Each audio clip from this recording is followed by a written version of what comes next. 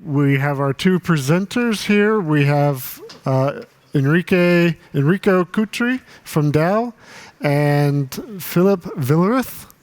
So please give a warm welcome.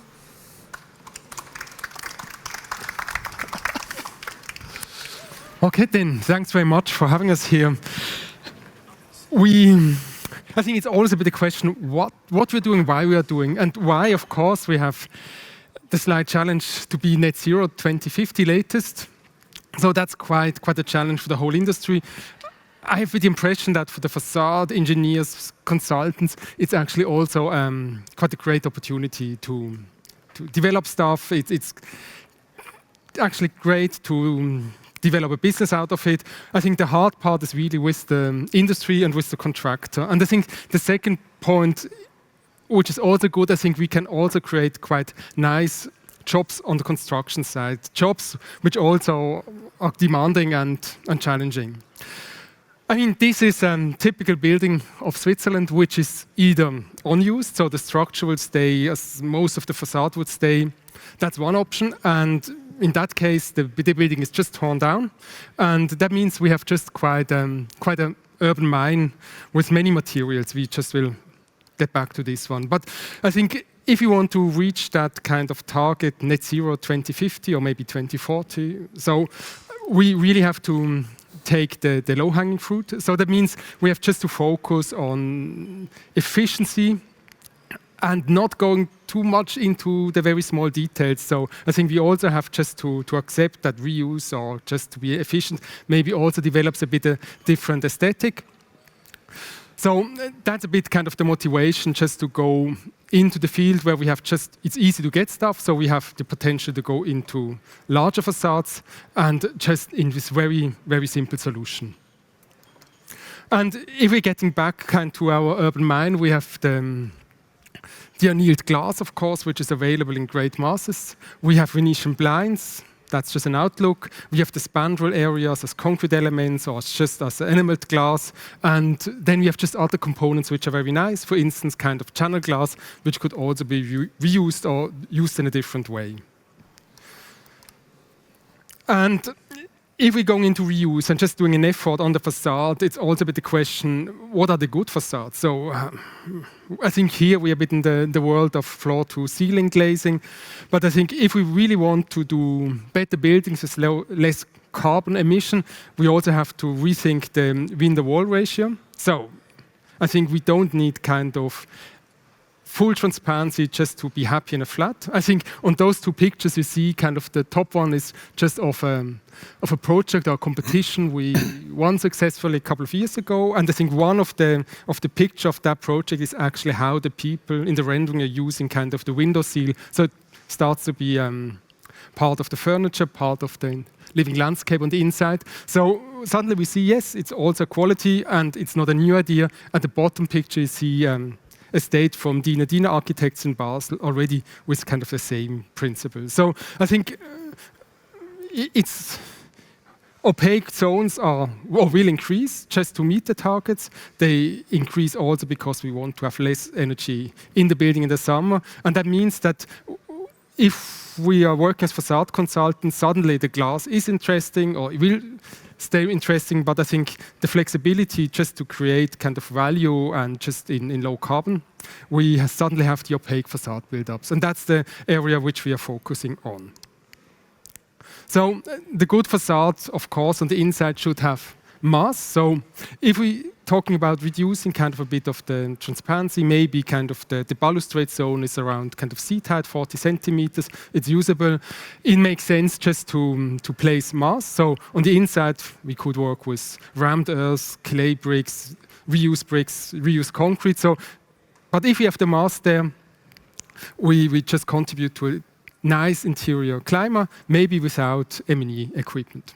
And if we're doing that, we automatically reduce the transparency, so the floor height glazing suddenly gets to nice kind of window bands. And on the outside, we need not much more than just a piece of paper just to provide in kind of the weather shield. That could be a piece of glass, metal, or on a project we are just using kind of timber shingles. And if we are reducing kind of the transparency, suddenly we're getting really in the question that the fully unitized curtain walls installed without the scaffold, whether that's the right solution in the future.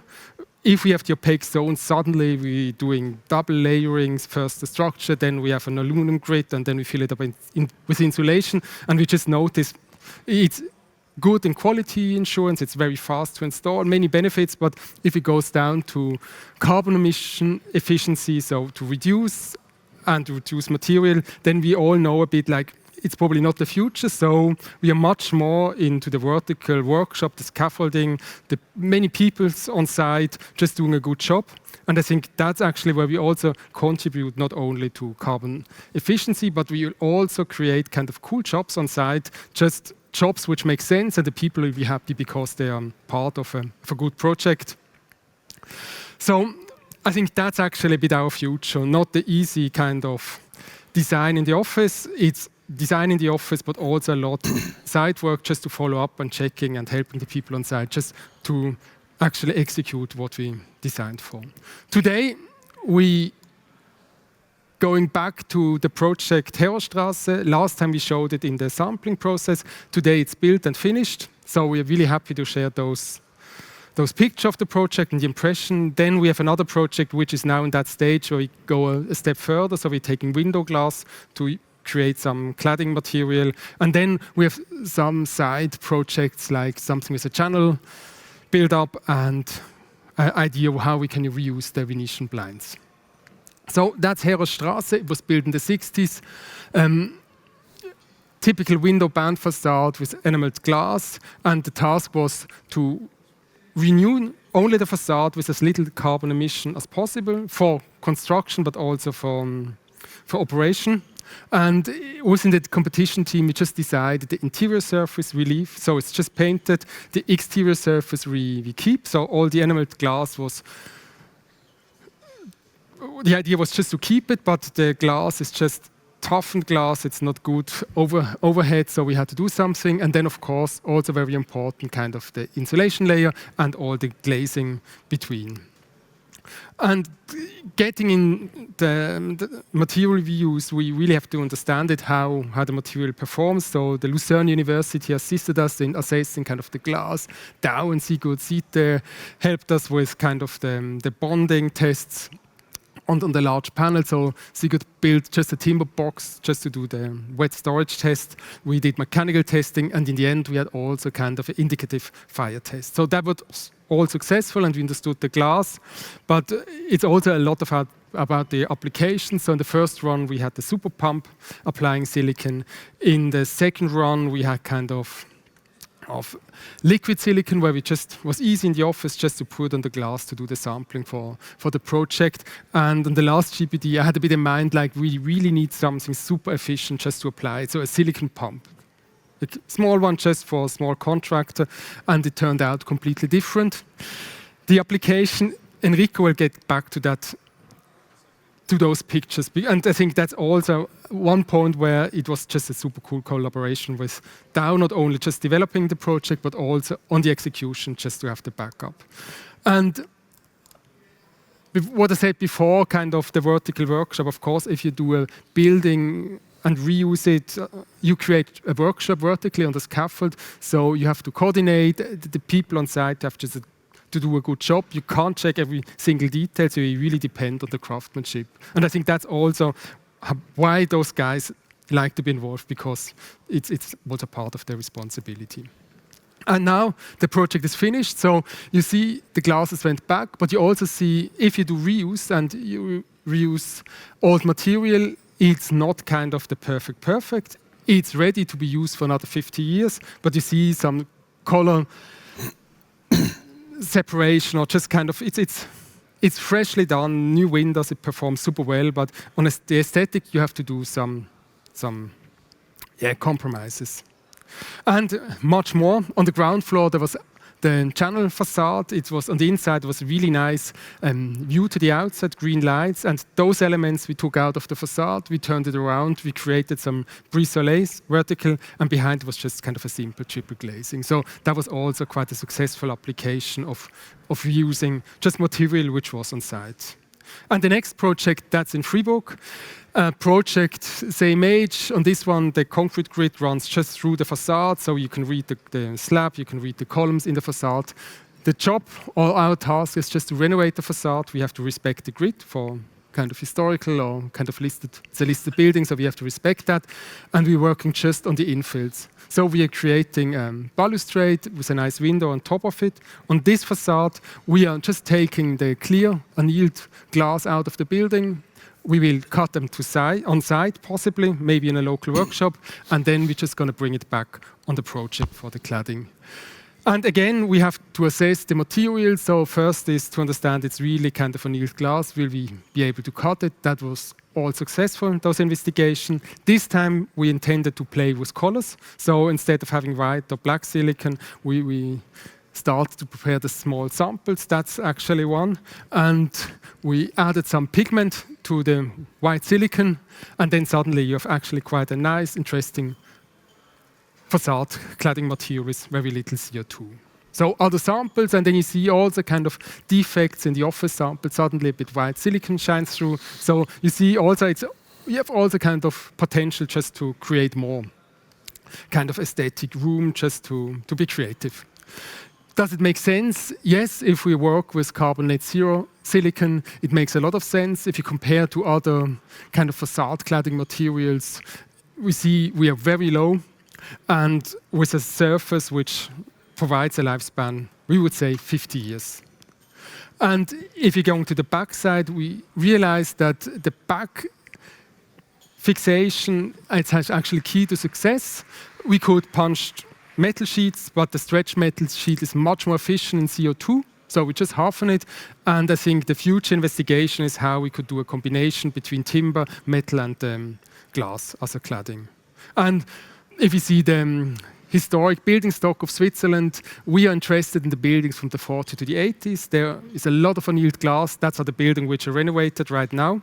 And that's the glass which we're using for the projects. And I said there's actually more ideas on the Venetian blinds. We are now in a project where we're actually taking the Venetian blinds and just cut them to size and just use them as shingles for the cladding. Again, the idea, having a heavy facade build-up on the inside, insulation, and then just that weather skin on the outside. Of course, that's not really kind of glass-related, but I think it shows a bit like kind of we have just to look around and find cool ideas just to do simple solutions. And that's the point where I would really like to hand over to Enrico with the flying silicate block. Thank you very much, Philippe. Okay, we do not have that much time left, but I got just quickly through. So we have silicon metal, which is a material who is, after oxygen, the second most abundant material on Earth.